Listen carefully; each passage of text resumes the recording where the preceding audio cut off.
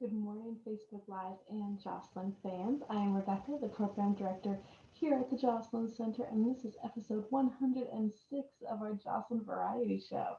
So give me just a moment. I'm going to go ahead and make sure that this is streaming right so you guys can see me. So I know we're doing a little bit of a different format today than we would usually, but it looks good to me. So let's go ahead and talk about what I have for you today. It is Wednesday, which means today is Tech Untangled. That's this afternoon at 2 o'clock via Zoom. So please, if you're interested in joining us for that, I think that we're going to be talking about podcasts this week, but we also take recommendations. So if there's something that you would like to work on learning, let me know. I would love to add it to our list for the day. And then tomorrow at 9 a.m. is our chat group, also on Zoom. And of course, the Jocelyn Variety shows every day at 11 o'clock.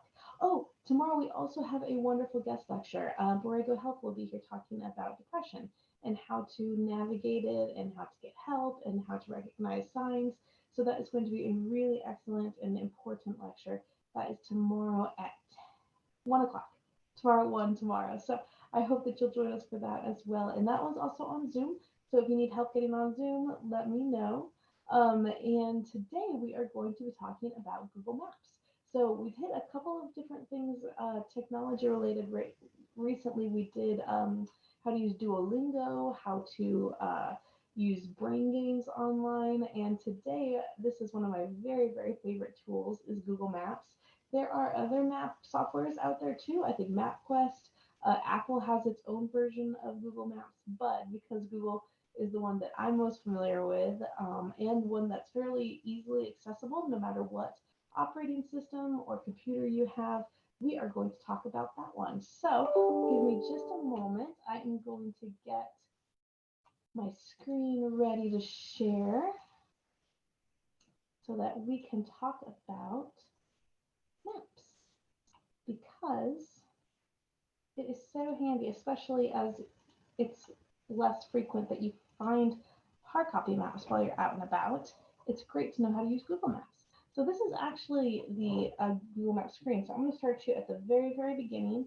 If you were in, let's say, google.com and you wanted to search for their maps, you could do it here. You could search Google Maps right there, or you can come up here, see that little grid up here in the corner. That will take you to all of the Google applications, and Maps is one of them.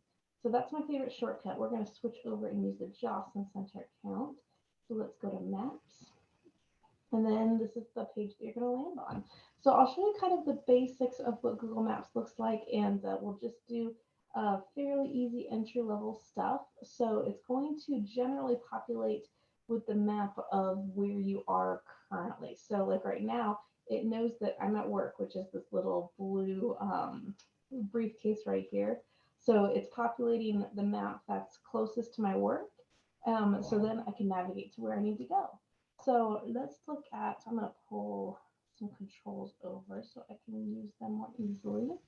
Um, so let's look at some of the features in Maps. So it has a click and drag option where if you're using your mouse and you click and hold down on that left mouse button, you can pull the map to where you want it. There's also a zoom feature. So if you wanted to zoom in, you can use the little controls over here and it will take you all the way up to me right here at the Joslyn Center, which is temporarily closed, but we are online. You also have the option, this little toggle right here will show your location. I don't have that enabled on my work computer, but if you are exploring Google Maps and you get a little bit lost in the map, if you click this, it'll take you right back to where you are, which is very handy.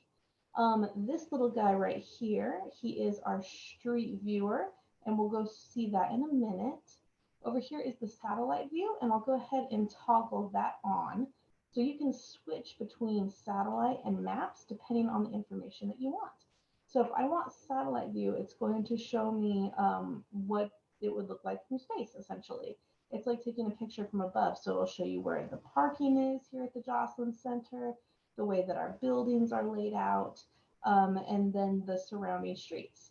Whereas if I toggle it back over to map, it'll just give you the most very basic information you'll still see an outline of the buildings, but you won't necessarily know that there's a lot of parking right here or what the buildings surrounding it look like. So satellite can be really helpful if you're looking for certain landmarks, or visual cues as to where you're going or parking or anything like that. So this is just an option to have on or off. The one thing about satellite view is that sometimes it can take longer to load depending on your connection speed and everything else.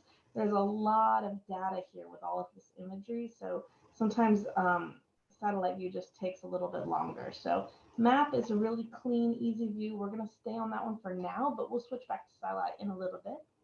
So those are your controls starting from right to left.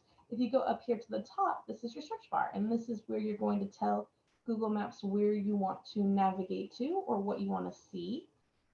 This is a directions icon. So for instance, if I wanted to get directions from my work to somewhere else, I would click this button. I can set my home location, but this is my work account, so I won't. And then Google also incorporates some of its search tools, but we aren't going to tackle these today. These are probably a part 2. But let's talk about how to navigate somewhere. So if we go up here to search Google Maps, I am going to search, let's say it is my lunch hour and I want to go over to Saks because they are very good partners of ours and they do a lot of support for the Joslyn Center. So I'm going to type in Saks. So it's going to give me these 2 recommendations at the top. It says Saks off 5th or Saks Fifth Avenue. And I can click on either of these as search options. You see how it has the little magnifying glass? And if I do that, it's going to search for any Saks Fifth Avenue in the area. And it does see that there is one right here. It is on El Paseo, which I know is correct because that's where it is. Or if you wanted a little bit more targeted way of searching, is to use this option right here. So instead of looking for the search tool, look for the actual location marker. We have Saks off 5th on 111, or we have Saks Fifth Avenue in Beverly Hills. It's easier to search specifically using one of those instead of an hourglass option because it's going to give you a much more targeted location with an address. But we're already here, so let's look and see what we've got. I'm going to click, we have Saks Fifth Avenue. It's going to give you an idea of about how much their stuff costs. It's going to give you directions, how to get there. You can save this as one of your favorites if it's somewhere that you navigate to fairly frequently. It'll give you options what nearby. You can send, because I'm on the desktop right now, I can send the directions to my phone so that it can go easily in the car with me, or I can share it. Maybe I wanted to email these directions to somebody so that they can get there. But we are just going to go ahead and navigate there. So I'm going to click on this blue directions. It's going to automatically put Saks Fifth Avenue in as the endpoint, but it's going to ask me where I'm starting from. So because I have 2 set locations available, I have my work location, or I can type something in. If I click on this, it will automatically navigate me from work, but because you guys might not have those set up yet, we're just going to say that I'm going from work. So 73750, Catalina Way. No, none of these, it may not come up because it's already recommending it. So I'm going to click on this Catalina Way, which is my work. It's going to tell me how to get there. So it says that I have 3 route options, and it's going to give me the mileage and the amount of time for each. So for instance, if I go down Catalina and San Pablo, it'll take me 3 minutes, and it's slightly less than a mile at 0.7 miles. If I want to take Catalina over to San Luis Rey and then cut over on 111, that's going to take me 5 minutes, and it's 0.9 miles. Or I can go the long way and take Catalina all the way down to Portola, over to 111. That's going to take me 5 minutes, and it is 1.2 miles. So generally, Google's going to recommend a route to you. Usually it's the shortest route, the route that takes the less amount of time. In that case, it is this one here on San Pablo. You can tell that it's the recommended route because it's blue, or mostly blue, where the other 2 routes are grayed out. But that doesn't mean that I can't select them if I want to. For instance, this orange right here on San Pablo, that means that there is some traffic there. It's not bad traffic. Bad traffic is red. But that orange tells me that San Pablo might be a little bit backed up. And because I work over here, I happen to know that that is because of construction. They're doing a lot of renovations on San Pablo right now. So maybe I just don't want to deal with San Pablo. I know it'll be faster, but there's construction workers. I want to be careful and make sure I don't hit anybody. I'm going to tell Google, I don't want to take this recommended route. I want to go all the way down to San Pablo. So if I click on top of this gray route, it's going to re-navigate me. And it's going to tell me, oh, you know what, there is some traffic right here at the stoplight where cars tend to get backed up, but it's pretty much a blue route all the way. So that's a good option for us if that's the route we want to take. So now I have a couple of options. I can send these directions to my phone. I can print the directions. So let's talk about that really quick. It's telling me that these are the 3 routes available. If I click that I want to use San Luis Rey to get there, or Portola, because I have Portola selected, it's going to give me the details. Whereas if I click over to the San Pablo option, it'll give me details for this. So let's click the details. It says, it lays out the directions. So I want to go west on Catalina towards San Carlos. I want to turn left on San Pablo, which is right here, and then just continue straight across 111, and we'll run right into Saks. So I can send this to my phone. I can share it with somebody via Facebook, Twitter. I can email them the link, or I can print it. And printing is super handy, especially if you don't typically use your phone for navigation in your car, or maybe you anticipate that you're going to be out of service range, like maybe somewhere where your phone doesn't get service, then you can print it. You can print it including the maps or just text only. And I'll show you what both of these look like. If you click on print text only, this is what it's going to show you. You can enter any notes here, like if you want to remind yourself, Saks closes at 5, make sure I get there before that, or this isn't the fastest route, it takes about 10 minutes. Well, it was like 3 minutes, but you get the idea. You can enter any notes that you want up here, and then you can print. So if I hit print, this is what that's going to look like. It's going to say that Google Maps is showing me how to get from Catalina Way, which is my work, to Saks Fifth Avenue. That it's going to be a little less than a mile and take me about 3 minutes. Then I'm going to go west on Catalina, turn on San Pablo, and go straight across the road. And it gives you an idea of how long you'll be on each of these roads as well. And then here is the ending point with the full address, just in case that you need it. So we're not going to print that at the moment, but I'll show you what it looks like as well to print with the map, because that's usually my preference. I am a visual learner. So if you opt to print with the map, it gives you the same option to enter notes. And then if you hit print, it is going to give you the full map of how to get there, as well as the directions. So you'll have both options, which is really great. And then all you have to do is hit print, and you can take it with you in the car or wherever it is that you are headed. So let's look at maybe something that's a little more complicated. That's not just a mile from my work. Let's say that we are going from my work all the way to, let's go to Hanford, where my mom lives. So my mom lives in Hanford, California. So I'm going to select, and you don't have to be specific in Google Maps. You can select a whole town. It'll just take you straight to city center, or you can select a specific address inside of a town. And because you guys don't need my mom's address, we're just going to navigate to the town of Hanford itself. And Google Maps is just going to select me a little bit longer. But if I scroll in, see how it has me getting off the interstate, going over to the high school, and then it'll navigate me back onto the interstate. So I have this option 1 to take all the way to Tehachapi. I get off really quick, go to Tehachapi High School, and then the second half of my route back on Tehachapi, or back on the road from Tehachapi. So you can add as many stops as you need to. So let's say, let's go ahead and just clear this off entirely. Maybe we have, oops, that didn't clear anything off. Let's say we have a couple different stops to make today. We want to go to Saks Fifth Avenue first. That's an important stop for us. So I'm going to say we want directions there. But I also want, or here, I'll start us off here at work. I want to add a destination because I also need to go to Whole Foods over there. I'm going to add another destination because I need to go to Target and pick up something at Target.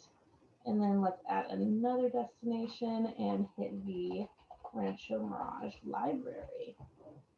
So I've got a couple stops to make, so it's going to add each one as its own stop. So I'm going to go from work to Saks to Whole Foods to Target, all the way down to the Rancho Mirage Library. And then if I hit details, it's going to spell out how to hit each of those different targets, how to each of those different points. And then you'll ultimately end up here at the Rancho Mirage Library, having started from Catalina Way, which is my job. So that is a brief overview of how to go a medium direction. Let's say we want to drive cross country and we want to go to my last hometown, which was Panama City Beach, Florida. So if we just Google Panama City Beach, Florida, we don't hit directions, it's going to show us with this red outline where the city of Panama City Beach is. And if I scroll out, I can show you on a map where that looks like in the United States. So here's us, and here's Panama City Beach. So I'll scroll back in. Google's gonna recommend a couple landmarks. So there's Coconut Creek Family Fun Park, Shipwreck Island Water Park. There's an amusement park here.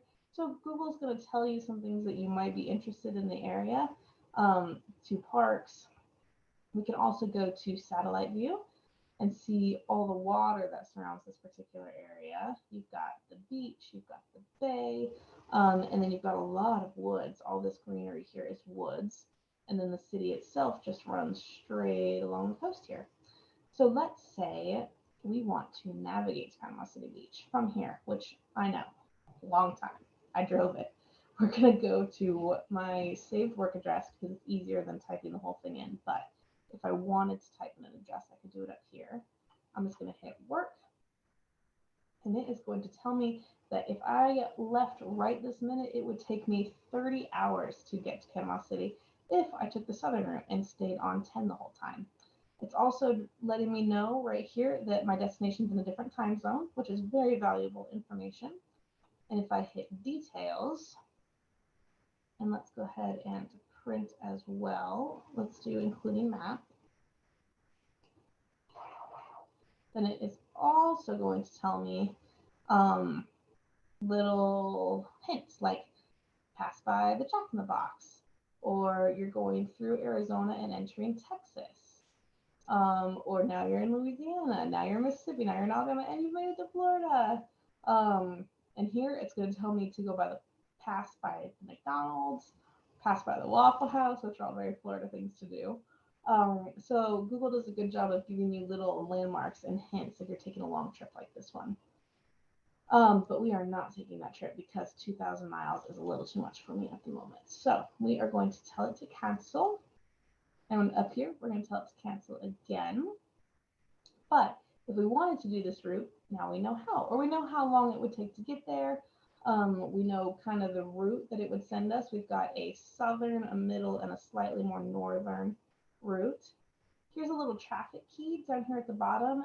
If you ask, it's going to tell you that the green traffic is moving fast, and then progressively, as it gets darker and more red, then that is slow traffic. So let's zoom in and we'll see what we can find. The majority of the country is running pretty well right now. Actually, what I'll do is click off of that. I think that will stay there. Perfect. So the majority of the country is doing okay. There's a lot of traffic in Montreal, New York, Chicago, LA, and San Francisco. That's to be expected. If we knew that we wanted to be navigating on 10, we will see that from Palm Desert all the way to Phoenix, it's green. There's no bad traffic accidents right now. There's not a lot of construction. Look for these little red icons. This will tell you that there's a road closure. So I-10 is closed. Let's zoom in. I-10 is closed until September 25th. They're probably doing construction there to the roadway.